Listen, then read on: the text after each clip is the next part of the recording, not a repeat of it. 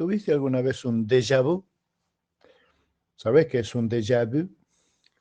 Déjà vu, del francés déjà vu, que quiere decir ya visto, y no como algunos bestias dicen que quiere decir deja vos.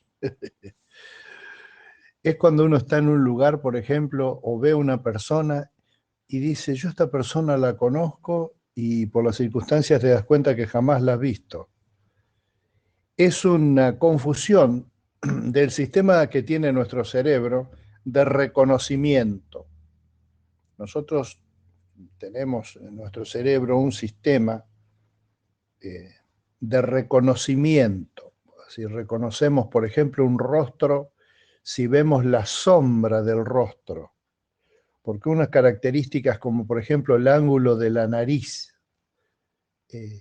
es muy característico en algunas personas que nosotros conocemos, y entonces cuando vemos esa sombra, sabemos que la sombra es de alguien conocido. Pero ese sistema que es tan afinado, tan cuidadoso, tan detallista, que permite clasificar rápidamente una situación, una persona, un lugar, un instrumento, alguna cosa, en una fracción de segundo, y que es el sistema que permitió al hombre a través de miles y miles de años de reconocer lo más anticipadamente posible a un enemigo peligroso o a una persona querida o a lo que fuera.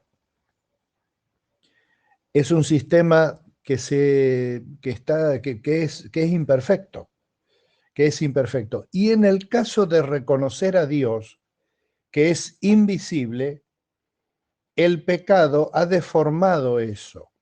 Y entonces ahí está la razón, según mi humilde opinión, por la cual muchas personas reconocen a algo como Dios sin que lo que están presenciando, viendo, escuchando o algo sea Dios. La famosa voz de Dios. Dios me dijo.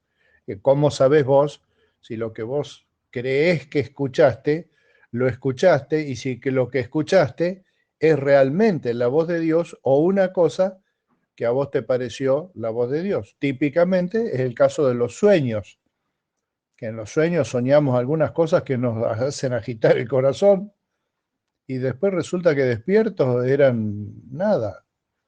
Y a veces sufrimos en el sueño, ¿no? Graves angustias y problemas que en realidad son inexistentes. Pasan todos en el microcine de nuestra cabeza. Entonces, ¿cómo sabemos cuando nosotros estamos frente a la presencia de Dios? También se aplica, o sea, esto se aplica a todo, todo nuestro contacto con el mundo exterior. Nosotros percibimos las cosas y tenemos una especie de intuición sobre las cosas que percibimos. Mi mamá, que siempre la recuerdo, contenía esas cosas, era chispeante en eso. Mamá decía de alguien, por ejemplo, estábamos hablando de alguien, dice, viste, sí, y es parecida a fulano de tal.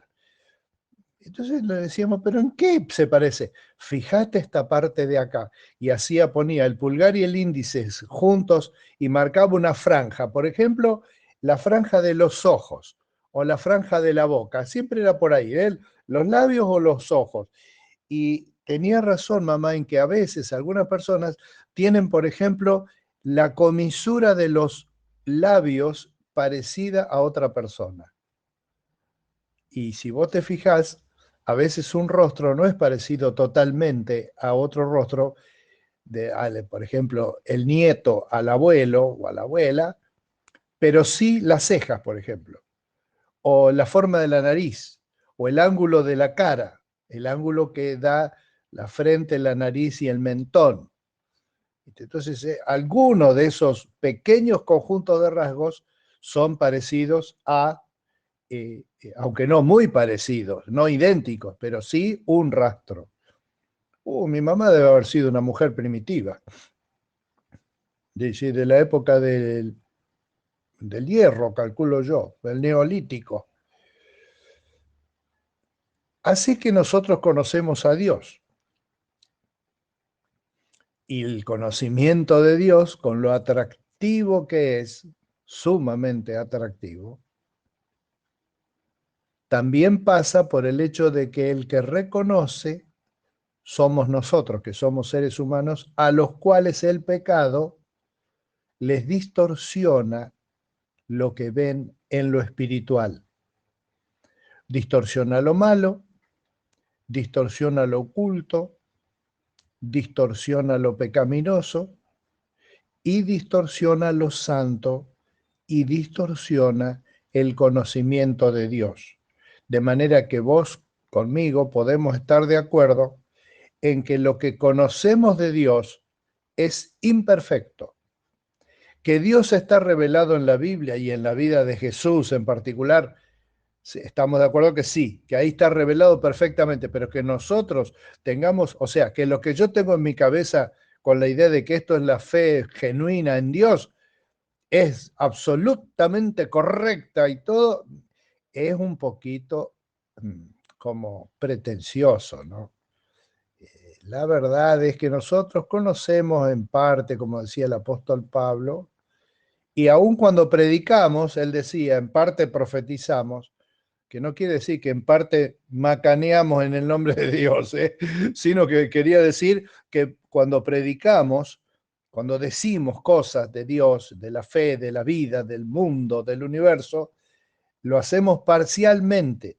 Y es muy importante que nosotros nos acotemos a que nuestros pensamientos y nuestros conocimientos son acotados, son pocos, pero los podemos aumentar, podemos abundar en eso. Este pensamiento que está en un texto bastante raro ahí en Génesis 32:30, donde Jacob, que después de eso Dios le cambió el nombre y le puso Israel, Jacob llamó a aquel lugar donde tuvo un encuentro cara a cara con Dios y lo peleaba a Dios. Vos podés escuchar esto. Jacob discutiendo con Dios y peleando con el ángel de Jehová. Entonces Jacob, llamó a aquel lugar Peniel, que quiere decir en hebreo directamente el rostro de Dios. Si vos querés el aspecto de Dios, si vos querés la impronta de Dios.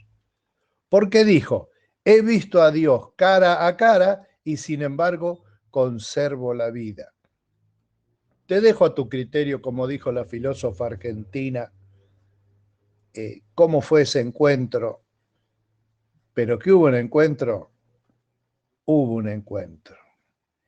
Y ese encuentro de Jacob con Dios, que lo transformó en una persona más humilde, más no te agrandes tanto, chacarita, es porque tuvo un encuentro con Dios, igual que vos y yo. Y te animo hoy a que, sea cual sea el nivel de conocimiento de la persona de Dios a lo que hemos llegado, profundicemos en él y nos demos cuenta que en nuestro encuentro con Dios deberíamos haber muerto por nuestros pecados. Sin embargo, Dios nos tuvo misericordia y nos permite conocerlo sin morir.